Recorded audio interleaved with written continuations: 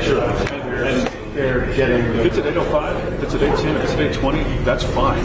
But the more you can tell us, I will try to prepare for 8:10, that goes a long way. Does that make sense? It just helps you for a lot of planning purposes. So do you want me to keep this thing on? You do want me to keep this thing on? You want me to keep this on? Testing. 1, 2, 3. Testing. I have no idea. I wish I knew it any better.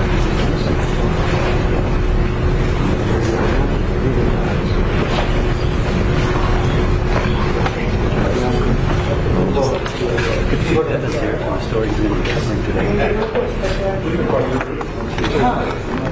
Yeah, well, Is Julie already planning on sharing? Yeah. Have you talked to her at all? It's only ours.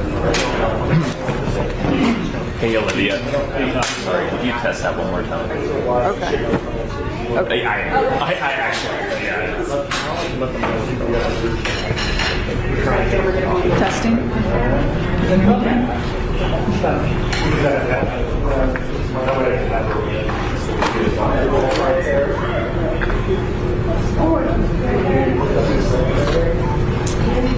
He's coming in at 5. No, you're good. You're good.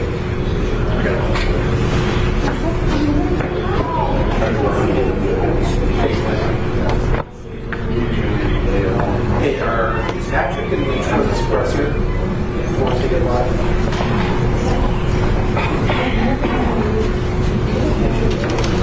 All right, sounds good.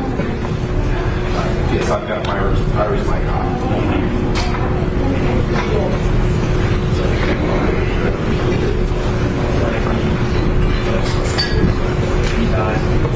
I'm reading it. It doesn't work. I'm reading.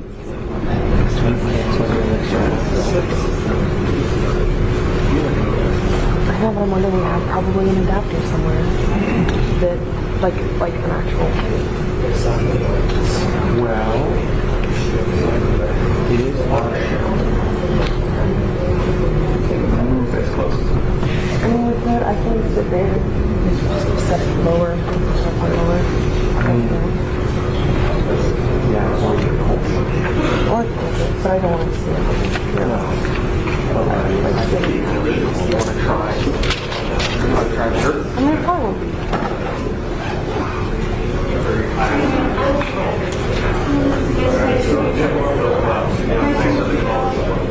Denver?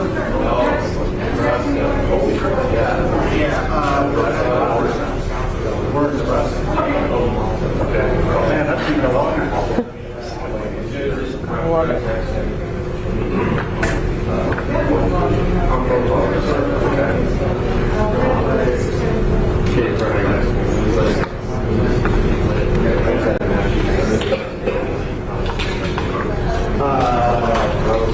Good morning, Josh and Brendan. Part of the appearance this morning has been a bit of a long night for a lot of this coverage of this tragedy. We have relocated. We were on North Academy earlier this morning during the 6 to 7 o'clock hour. Now we've relocated to the CSPD headquarters because this is where we are anticipating a news conference taking place right around 8 o'clock. It's like it may be just a few minutes behind. The situation hasn't changed as of right now from where we were at 3 a.m. during the first news conference. Still a lot more questions and answers. Here's what CSPD has confirmed so far. The first shots were fired just before midnight last night. When it ended, 5 people were dead, 18 injured. Obviously that number could change, but police couldn't tell us how serious those injuries were earlier. When we asked how it ended, how the shooter was stopped, who stopped them, a spokesperson couldn't say that either. However, they did say this was not an officer-involved shooting, and according to Club Q on Facebook, it was other patrons who stopped the shooter, not police. Obviously, there were a lot of people here who witnessed it. The police are still asking for any and all evidence the public may have. I think they did hook that up.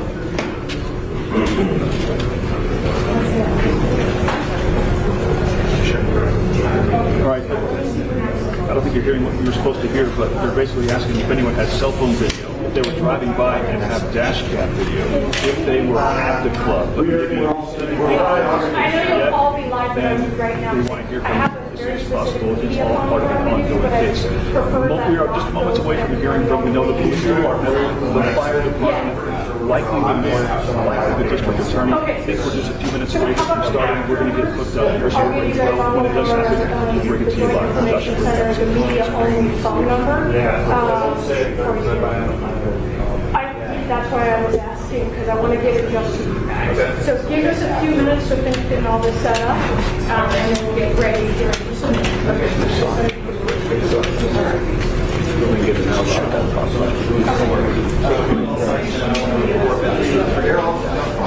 This works for them. This one's been going in and out for some reason, but I don't think so. So right now,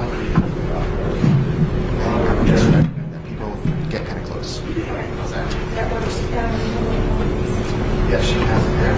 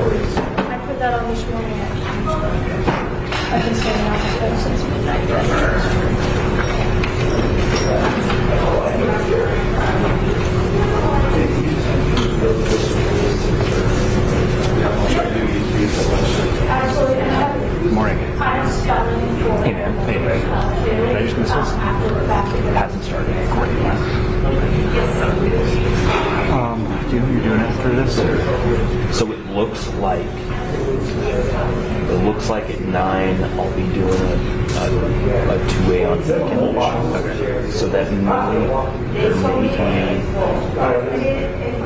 there's a live hit.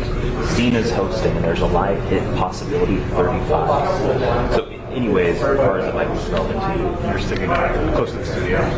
right. So as soon as this is done, I'm probably going to drive immediately back to the studio. Okay. So well, in case it's relevant, Abigail Beckman is also rolling on this, and she's going to be pulling cuts along the way. Okay. I'm going to plan to go to the 10 a.m. thing that Burdick was talking about. What's that? There's a church service that suspects we should and then you have me basically until 11. I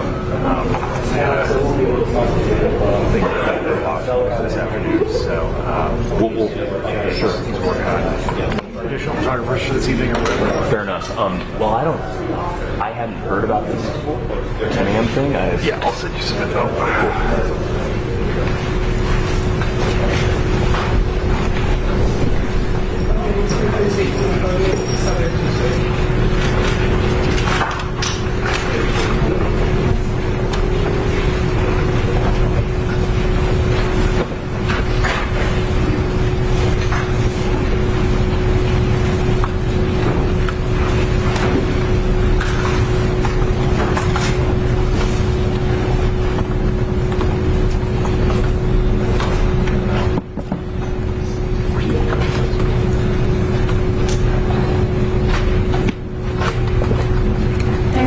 For coming.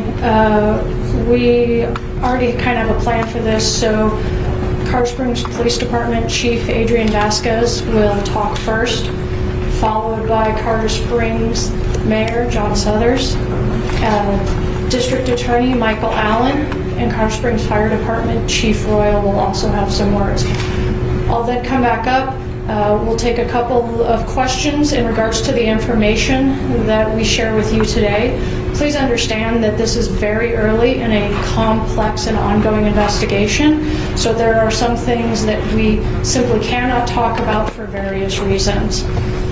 There were some questions that I was asked earlier this morning when we did our initial briefing on scene.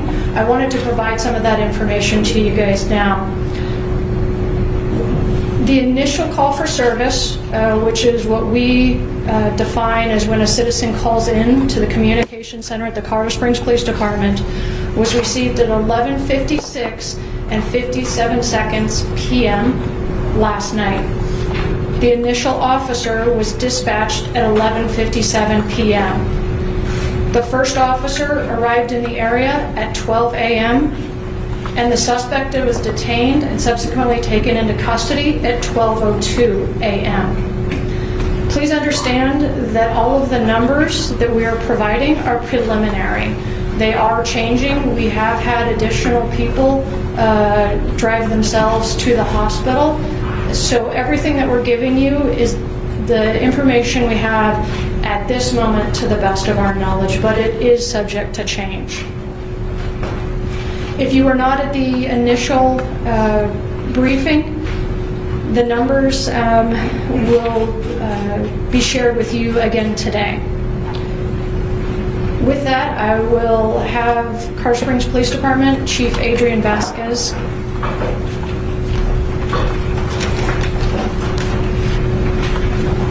Well, good morning, everybody. Thank you for being here on this tragic day. I want to first express my condolences to those families who have lost their loved ones during this tragic event, and to those that were injured today during this tragic shooting. I want every citizen in our city to know that the men and women of the Colorado Springs Police Department stand with you during this tragedy. We are working tirelessly to ensure that justice for the victims in this senseless and evil shooting is given. Club Q is a safe haven for our LGBTQ citizens. Every citizen has the right to feel safe and secure in our city, to go about our beautiful city without fear of being harmed or treated poorly. I'm so terribly saddened and heartbroken.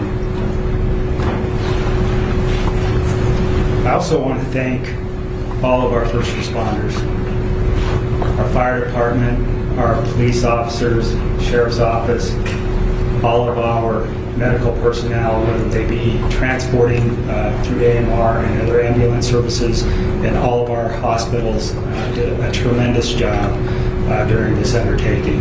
Thank you so much for all that you do every day. We are actively processing the scene at Club Q. Initial evidence and interviews indicate that the suspect entered Club Q and immediately began shooting at people inside as he moved further into the club. While the suspect was inside of the club, at least 2 heroic people inside the club confronted and fought with the suspect and were able to stop the suspect from continuing to kill and harm others. We owe them a great debt of thanks. As the investigation is still in its early stages, we are not going to identify any of the witnesses inside of the club at this time. The FBI is already on scene and assisting with the investigation. We are also working to identify the victims who have died and notify their families. Please be patient with the identification of the victims, as the first priority is to the victims' families. We have numerous detectives and officers interviewing witnesses and victims. We have multiple victim advocates also meeting with the victims who have been injured. These advocates will also be meeting with the families of those victims who have died. The suspect has been identified as Anderson Lee Aldrich, a 22-year-old male. At least 2 firearms were found at the scene. We are still working to identify the firearms and who they belong to, but I can confirm that the suspect used a long rifle during the shooting. Detectives are currently seeking multiple search warrants, so please be patient with the release of information, as this is a large and complex scene and will be time-consuming to process. Detectives are also looking to identify if there were any other individuals who assisted the suspect. The motive of the crime is part of the investigation, and whether this was a hate crime is part of that investigation. Again, my deepest condolences to the victims and to their families. With that, I'd like to introduce Mayor John Suthers. Thank you, Chief. Colorado Springs is once again in mourning after the tragic shooting at Club Q last night. Our hearts go out to the victims and their families who are bearing the weight of this horrific tragedy. As indicated, there is much we are still waiting to learn about this tragic incident. We know one or more patrons heroically intervened to subdue the suspect, and we praise those individuals who did so because their actions clearly saved lives. We also thank our first responders from across the Pikes Peak region who quickly responded to help those in need. The first officer arrived on scene within 3 minutes after being dispatched, and the suspect was subdued within 2 minutes after that. Victims were rapidly transported and received emergency attention as quickly as possible. We are a strong community that has shown resilience in the face of hate and violence in the past, and we will do so again. As a community, we will provide for the victims and witnesses of this horrific event, and law enforcement will pursue this case with the zealousness that it deserves. We will continue to share more information with the community as it becomes available, but please be patient. This is a horrible crime, and we have a suspect in custody. We must do this right and ensure justice is served for the victims of this tragedy. The Governor of Colorado, Jared Polis, has been in communication with me. We talked early this morning. Because he is in COVID quarantine, he is not able to be here personally at this press conference, but he sends his heartfelt condolences to the victims of this tragedy. I've also been in communication with Senator Michael Bennett, Senator John Hickman. I'm also pleased that Councilwoman Nancy Hingham has joined us this morning. This is a community tragedy, and our community will respond appropriately. It's my pleasure now to introduce Michael Allen, the District Attorney of the 4th Judicial District. Michael. Thank you, Mayor. Good morning. My name is Michael Allen. I'm the District Attorney for the 4th Judicial District. This is a tragic day for our community, and we stand in solidarity with the victims and their family members as we make sense out of a senseless crime. Every person, regardless of who they are, have the right to be secure from fear and physical harm. And actions taken to strike fear in specific communities will not be tolerated in our community. This is particularly true for communities that have been maligned, harassed, and targeted by persons or groups to intimidate and cause harm to members of those communities. I commend the men and women of the Colorado Springs Police Department, Colorado Springs Fire Department, and AMR for their prompt response to this senseless act of violence, an act that has taken 5 lives and injured at least 18 others. This act does appear to have been carried out by one person, and I can tell you it does not define this community. The one person in custody currently is Anderson Lee Aldridge, 22-year-old male. If additional suspects are identified and arrested, we will share that information with the public at the appropriate time. This will be a coordinated effort with representatives from federal, state, and local law enforcement agencies. There's a lot of work to be done to ensure this investigation is thorough and the eventual prosecution effort is both fair and firm. We will work closely with our law enforcement partners and the victims of this crime and their family members to achieve justice in this case. I can promise you that the DA's office will put together a strong team, and we will work tirelessly to achieve justice on their behalf. At this stage, the DA's office is serving in a support role as the investigation unfolds. In the coming days, the case will be transferred officially to our office, and we will work closely with CSPD to determine the appropriate level of charges for all identified suspects. There's obviously a natural tension in cases that receive intense public interest for information, while also recognizing the need for a fair judicial process. Investigative agencies and my office will share only certain allowable information during the investigation and subsequent prosecution effort, while also being diligent in answering the need for information by this community. I want to reassure the community that there is no ongoing threat that we are aware of, and that we will put every effort into holding any perpetrators involved with this horrific act accountable. At this point, I would be glad to introduce Colorado Springs Fire Department Chief Randy Roy. Thank you again. I'd like to echo the fact that this was a sad night and a terrible day for our community. I do want to give a shout out and thanks to the police department for their actions. We have a great working relationship with them, but their actions directly made an impact on saving lives. And part of that was we have direct communications with the CSPD when we're on those scenes. And as soon as they had the suspect in custody, we were able to move our folks and our paramedics and firefighters to start triaging and treating patients. We did not do it alone. An event like this takes the whole community, and we additionally used some regional partners. We had transports from American Medical Response, from CSFD units, from county units, which included Monument, Falcon, Fountain, and security ambulances as well. And they also helped us cover the rest of the city while this event was going on. Additionally, there were a few police cruisers that transported patients. And this is all to the benefit of the survivability of the men and women that we were working on. With those patients, we dispersed them to 3 different hospitals. Penrose Hospital received 7 of the patients. Memorial Central received 10, and Memorial North received 2. Our units were dispatched about 7 minutes, or arrived on scene about 7 minutes after notification. And again, with the Colorado Springs Police Department subduing the victim quickly and getting him cleared for us to come in a lot of circumstances like this would have been probably twice as long for us to get in there and start treating. And this one is as soon as we were on scene, we were able to move in there.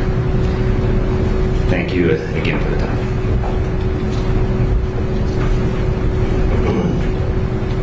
We'll have an additional person who's been able to join us. Mr. Cole Finnegan with the U.S. Attorney's Office is going to come up and give some comments too. Good morning. I'm Cole Finnegan, the United States Attorney for the District of Colorado.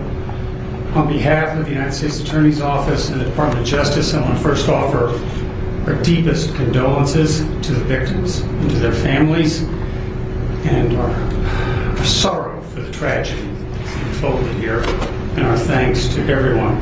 We will work closely with District Attorney Michael Allen, with local law enforcement, with Mayor Suthers, and everyone in the Colorado Springs community and in Colorado to ensure that the person who did this is brought to justice. We will work together and move forward.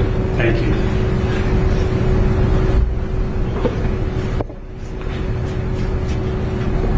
So at this time, we'll take questions. I would also like to acknowledge that FBI ASAC, Leonard Carollo, is here, as well as representatives from Penrose Hospital, if there are questions that would be specifically and best answered by them. Again, please remember that this is very early in the investigation. Sir? First, is this being investigated as a hate crime, and how many people were in the club at the time of the shooting? So the question was, is this being investigated as a hate crime, and how many people were in the club at the time of the shooting? Both of those are part of the investigation. With it being so early, we're not at a point where we can label this investigation as that. How many people? That's part of the investigation. How many people is part of the investigation as well. There were numerous officers who initially responded. We had 39 patrol officers who responded from all 4 of our patrol divisions to this. They have interviewed numerous people along with the detectives, but having an actual number of how many people were in there will take a bit. Ma'am? Was the shooter previously known to the FBI or to the CSPD through any previous criminal actions or reports or anything like that? Their interactions with law enforcement will also be part of the investigation. 5 dead, 18 injured. Does the 18 include the suspect, or is that besides the suspect? It does not. We separate the suspect from the victims who are injured. Could you describe the suspect's situation right now, the nature of his injuries, and at what point he's released from the hospital? So when he would be released is a medical decision. That wouldn't be proper for me to speculate on when the doctors will make that decision. And then your second question, repeat for me? I think just the nature of the injuries, and I think you answered it. The suspect is still in the hospital right now. Correct. They are at a local hospital. And the extent of injuries, I do not have. What's the condition of those people that stopped the suspect? Or if they were injured, to our knowledge, they were not. We're still trying to identify and speak to everybody. Via Facebook, they were inviting minors. Do you know if there were minors at the event? That's the first I've heard if there were minors at the event. I do not know about that. Can you discuss the nature of the injuries to the 18? Yes. Well, so would you like to come up for Penrose and speak to them? And then we also have somebody to be able to speak from UC Health Memorial Hospital, Dr. Steiner. Hello, I'm Dr. Bill Plouth, Chief Medical Officer for Penrose Hospital, and this my colleague, Dr. David Steinberger, CMO of UC Health. Right there. Correct. So I can speak for Penrose Hospital. We've taken care of 7 members of our community. 2 remain in critical care, but are in excellent hands. The other 5 patients mainly had extremity injuries, and 2 have already been treated and released back to the community, and then the others have been admitted to the hospital or are still undergoing treatment for them. So, I'm sorry, the 2 who are critical, would you describe their injuries as life-threatening? The critical implies life-threatening, but I'm not in a position to share more about their specific injuries. Very similarly, we take care of the patients that go into the ICU. They have injuries from multiple gunshot wounds and the like. What the nature of those injuries are, though, we're all precluded from talking about because of HIPAA and the requirements to keep confidentiality about that, but we do want to give you some information that we have. Both trauma teams at both hospitals were spun up and responded. The ERs responded, and we were able to take care of this very rapidly and get the patients taken care of as well as we could at the time. So, how many patients did you have? We ended up having 10 total. We are currently taking care of 10 patients in the hospital right now, as I understand. So you won't say anything on critical? No, we do have patients in critical condition as well, but like anything else, it's a moving target and there's a lot of personal information about people, so we try to keep that to a minimum, but we have people that we're taking care of, and we have all of our physicians actively taking care of everybody as appropriate depending upon their injuries. So how many were in critical last? Repeat the questions. There's people watching who don't know what the questions are. So go ahead. The question is, how many people do we have in critical condition currently right now? I don't have a specific number for that exactly, but we have several people who are being taken care of in our ICU at the moment. This is Chief Vasquez or Mr. Allen. Could you help us understand what role CSPD plays and what role the FBI plays? Obviously, they're both involved. The FBI is not going to just take over everything. Could you explain who does what in a case like this? So I'll talk about the investigation, and then DAL can kind of come up and talk about prosecution if that works. So the question is, what role does the FBI play, and then what role does CSPD play? From an investigative perspective, we've always had an incredible relationship with the FBI. We have a lot of resources that bring to bear for the investigation. So our detectives from our violent crimes unit, our homicide unit, will take on the lead role from the investigative process. However, the FBI also has a tremendous amount of resources in investigation as well as crime scene processing, as an example. So we will come together, work together, and process the scene and just utilize both resources. However, CSPD is the lead from an investigative perspective, and then DAL can speak about prosecution. So it's always fantastic that we have a really good relationship with our federal partners, both Cole Finnegan's office and the FBI. It is fairly routine that if there are any FBI agents involved in the investigative process, they will serve as witnesses in the state prosecution. And I can tell you that we have a strong interest in prosecuting this case in the community. It's important that this community see that this perpetrator is held accountable appropriately for his actions. It's also worth noting, though, that everybody that's charged with crimes, as will happen in this case, is presumed to be innocent until proven guilty beyond reasonable doubt. It's always important to include that caveat. There was a previous question about hate crimes investigation aspect. This will be investigated and is being investigated in that lens. But I can tell you that the current bias-motivated crime statute in the state of Colorado provides some elevation, but will not elevate beyond what will likely be charges in this case, which will likely include first-degree murder, extreme indifference murder, those types of charges, which are all Class 1 felony murder charges. So the bias-motivated crime statute doesn't really come into play in this case because it doesn't elevate it beyond what we have as the very top-level charges. As to your question, though, about the federal involvement, I hope that answered your question. Chief Vasquez, so there was an Anderson Lee Aldrich involved in a bomb threat in the Lorson Ranch neighborhood in 2021.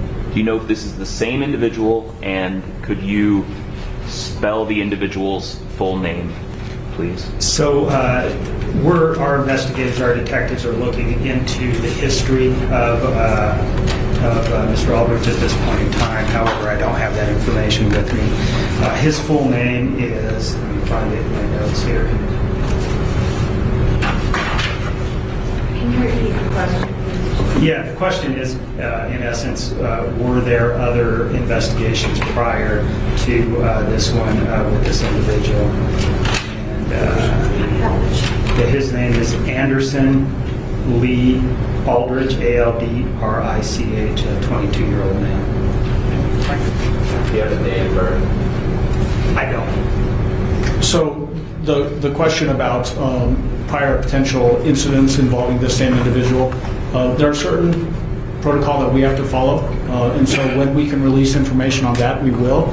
There's no further information that we can release as it relates to the prosecution investigation, as it relates to any prior cases of interest. I have a question. Was there a bouncer at the door of the nightclub, or was the suspect just able to walk in with a long gun? The question was was there a bouncer at the door or some type of security at the door? That would be part of the investigation. And as far as the suspect is concerned, has there been anything alarming that you guys have seen on his social media that would indicate why he would do something like this? That was worded very similar to the motive for it, just wasn't posted on social media. And again, that'll be part of the investigation. Lieutenant, can you just confirm me, all 18 injuries, they were shot? Like no one got trampled or anything of that nature? We do have some injuries that were as a result of people fleeing. I don't know for sure that all 18 were shot. Did I hear there were more injuries coming into the hospital even after those 18, so do you know what the number is up to? We have had more walk-in to the hospitals. Right now, the number is 18. As we progress, and if those numbers change, we'll get those to you. Yes, sir. Do we believe alcohol or drugs to be involved with the suspect? Sorry, the question was, are there alcohol or drugs involved with the suspect? That would be part of the investigation. Ma'am? Are you able to provide any ages of the deceased? Not at this time. As everybody has said, our very first priority is notifying the victims' families and the next of kin. Once that's done, the process in our state is that the El Paso County Coroner's Office will determine cause and manner of death, but we will get that information out as quickly and as reasonably as we can with respect to the family. Do you know how many shots were fired? You're fine. The question was how many shots were fired. That'll be part of the investigation. Has the suspect made any statements to police? That would not be something that we would be at liberty to say at this point in time, but it is part of the investigation, as any statements that the suspect or any witnesses say. The suspect say anything before or during when he entered the club? I don't know, but that would again be part of the investigation. Part of the investigation. The question was, does the suspect have a high-capacity magazine? The prior question was anything said before entering the club? Again, all of that will be part of the investigation. Chief Royal's numbers correct. I think there were 19 transported, but 18 survivors, which would imply at least one died at the hospital. Can you clarify how many were pronounced at the scene and how many might have died at the hospital? We have one that has died at a local hospital. How many at the scene is they're still processing? It's all of our initial numbers at this point. Was this some sort of event happening either earlier in the day or in these nighttime hours, or was it just a typical, was there an Your question is, was there a specific event at the club? like a show or, earlier in the day or anything? I don't have that information. This club is not a problem. It is a safe haven for members of our community. So we are all shocked and saddened that this occurred here this last night. Can you describe the event in 2021 at Lorison Ranch where this suspect possibly was involved? It seems like you all have had interactions with this man before. So I believe DA Michael Allen already addressed any prior or past contact with law enforcement, and as I said, all of that's part of the investigation.